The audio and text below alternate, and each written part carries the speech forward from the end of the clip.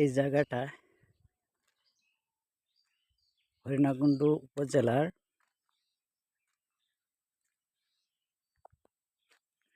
ছোট সড়াবাড়িয়া ও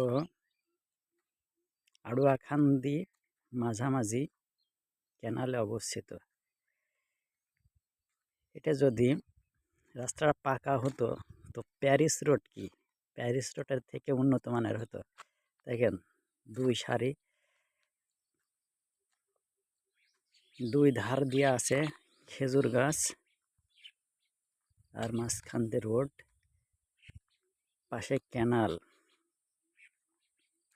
আর চারিদিকে সবুজ আর সবুজ।